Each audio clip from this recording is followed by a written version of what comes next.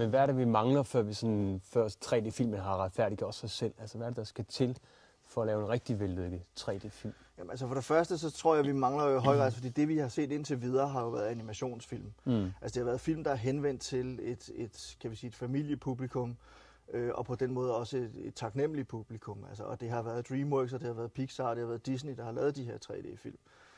Og man kan sige, det er jo bare en videreførelse af det, de i forvejen lavede, fordi når de sidder og animerer, Pixar sidder og animerer op for eksempel på en computer, så er den jo i forvejen i 3D på computeren.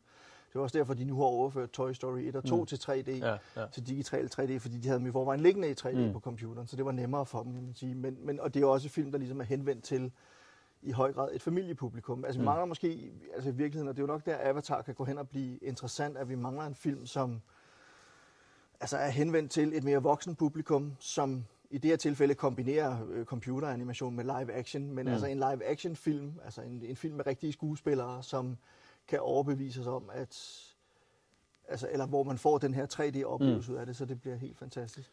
Altså en sidste ting, som jeg synes mangler, og som jeg også synes er lidt en begrænsning ved hele det her 3D, altså man kalder det her immersive 3D, altså at man ligesom fordyber sig i det, eller bliver trukket ind i lærredet. Og der synes jeg hele tiden netop, at jo længere man sidder for lærredet, jo mere bliver man hæmmet af, at lærredet netop har de her kanter. Okay. Og at illusionen derfor bliver brudt. Altså, det skulle helst være sådan, at man har en fornemmelse af, at en figur inde på lærredet kan gå helt ud blandt publikum ude i salen. Men den illusion vil hele tiden blive ødelagt af, at der er en underkant på lærredet. Så man kan sige, at hvis man så dem som i 3D IMAX, for eksempel, som er de her biografer, hvor man ser det rundt på sådan en kubbellærred, og det nærmest er hele vejen 360 grader rundt om, jamen, der tror jeg, at den der immersive oplevelse vil være endnu større. Så jeg synes, der er sådan nogle indbyggede begrænsninger i 3D også, som er en af grundene til, at jeg ikke sådan er helt faldet på halen over det endnu. Hvad tror du, at hele den her 3D-bølge kommer til at betyde for filmudvalget? Altså vil vi se sådan flere effektorienterede film fremover, og færre sådan psykologiske dramaer eller filmgenre, hvor 3D måske ikke har nogen virkning? Nej, det tror jeg egentlig ikke. Jeg tror ikke, det kommer til at betyde noget overhovedet for filmudvalget. Okay. Altså jeg tror, det vil være lige så godt eller lige så skidt, som det altid har været. Og det handler bare om, at på et tidspunkt, så skulle al animation lige pludselig være computer. Altså så var det ikke nok med 2D-animation, skulle det være 3D-animation, og ikke forstået som 3D-effekter, men simpelthen computeranimeret. Ikke? Det var ikke længere nok at lave håndtegnet animation, så alt det skulle pludselig være computeranimeret. Okay. Og på samme måde tror jeg, man vil se det med store actionfilm. Altså det er især Hollywood, der vil få glæde af det her. Altså, og så vil der komme nogle små eller lidt mindre europæiske spillere og forsøge at lave film også i 3D, fordi man pludselig har fundet ud af, at det er der, de store penge de ligger. Og så tror jeg på et eller andet tidspunkt, så vil hele den der iver ligesom dø lidt ud, ligesom man også nu ser en modreaktion mod de computeranimerede tegnefilm. At man også begynder at lave håndtegnede film igen, ligesom man så også begynder at lave actionfilm, som er i 2D igen. Altså der er ingen tvivl om, hvis man kan få det her 3D virkelig til at spille, også med live action, så vil det være fantastisk at sidde og se en actionfilm eller en katastrofefilm, som er i 3D, fordi så føler man virkelig, at man er der. Man føler sig truet på livet, og man føler, at man er med ude på den her biljagt, eller det her helikopterudspring, eller den her actionsekvens, eller et eller andet. Så, men er det primært de her action, science fiction og katastrofefilm-genre, der vil have gavn af 3D, eller kunne man også forestille sig, at simpelthen Bergman eller Godard i 3D, hvor man ligesom var mere til stede i Godards Paris, altså det ville vel også kunne give en Godard-film noget, eller er det kun actionfilm? Jamen, det er du fuldstændig ret i. Det kunne man sagtens forestille sig. Altså, jeg ved bare ikke, om man begynder at gøre det, fordi det er jo... Altså, for det første, så tror jeg, at musik Godard har jo altid været en af de mere fremsynede filmskabere, og var selv med til at bryde med filmsproget og formsproget og sådan noget i 60'erne, da han begyndte at lave film. Men altså, jeg tror også, der vil være en modreaktion mod det fra dele af arthouse-miljøet, som vil være så træt af, at alting handler om 3D, at man vil gå i en anden retning. Men der er der bestemt... Altså, jeg kunne da godt tænke mig at se det første psykologiske drama i 3D, hvor man ligesom bruger den her dybdevirkning til på en eller anden måde at forstærke de psykologiske mekanismer i filmen. Altså det er jo faktisk noget af det, Pixar har forsøgt at gøre med at i nogle situationer, når man oplever de her karakterer, jamen så er der simpelthen forskel på dybden i de enkelte billeder. Der er forskel på, hvordan hovedpersonerne er placeret i billederne i forhold til dybden af baggrunden osv., som alt sammen er med til at sige noget om, hvem de er som personer. Så der kan man sige, at Pixar de kombinerer ligesom altså det actionfyldte, humørfyldte eventyr med det mere psykologiske drama, kan man sige, hvor man så bruger 3D-effekterne på en helt anden måde, end man gør i action-delen. Men tror du, vi kommer til at se et psykologisk drama i 3D, eller er det for dyrt?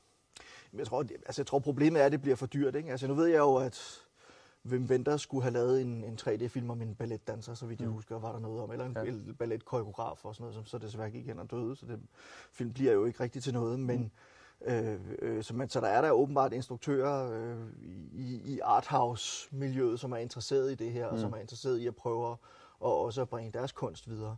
Så jo, jeg tror, vi kommer til at se det, men jeg tror ikke, det bliver lige så voldsomt som det, at om 3 år, så er det muligt, at alle store amerikanske film er i 3D. Ja.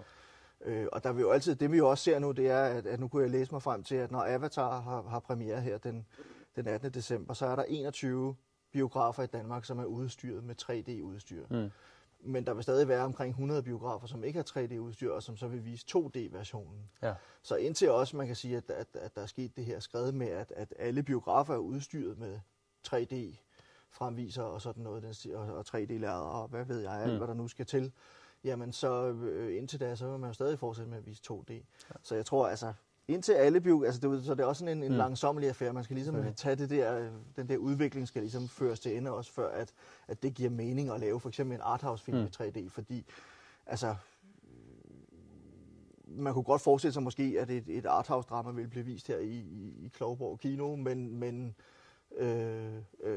vil det blive vist i Imperial for eksempel, altså som jo, eller det er jo sådan primært de store biografer for eksempel i København, der er udstyret med 3D-udstyr. Altså det er jo ikke de små arthouse-biografer, som vil vise sådan nogle film. Så der er også nogle naturlige begrænsninger, kan man sige. Lige her til allersidst, Avatar, i hvor høj grad kommer den til hvor meget kommer den til at betyde for 3D's succes fremover? Jamen, jeg tror, den kommer til at betyde rigtig meget. Altså jeg er ikke sikker på, at den vil bremse 3D-udviklingen, hvis den flopper. Okay. Til gengæld tror jeg, at hvis den bliver en stor succes, så kommer den til at betyde rigtig, rigtig meget. Fordi for det første, så blander den jo live action med det, man kan kalde fotorealistisk animation. Det i sig selv er jo interessant at se, hvordan det eksperiment det forløber. Altså tror man lige så meget på de computeranimerede væsener i den her film, som man tror på de rigtige skuespillere, om jeg så må sige. Og samtidig er 3D-effekterne overbevisende i forhold til også det live action, der ligesom er i filmerne, i forhold til at skabe hele det her miljø og sådan noget. Altså for mig, som jeg sagde til at starte med, det først og fremmest handler det om at fortælle en god historie. Hvis man fortæller en god historie, og så samtidig kan bygge ovenpå med de her 3D-effekter, så vil det betyde meget. Men der er ingen tvivl om, hvis det bliver en kæmpe, kæmpe succes. Og jeg synes, det ser lovende ud, bestemt ud for de 17 minutter, jeg har set af filmen i 3D. Lovende, men også udfordrende, vil jeg sige. Men hvis det ligesom bliver en kæmpe succes, så er der ingen tvivl om, at så bliver der, tror jeg, der bliver sat turbo på 3D-udviklingen, og mange flere mennesker vil blive opmærksom på det, men også mange biografer vil nok så begynde at indkøbe det udstyr, der skal til, fordi så kan man se, jamen, der er penge at tjene her. Det er jo penge, der i sidste ende bestemmer, hvordan den udvikling går. Christian Mongård, tusind tak skal du have. Velkommen.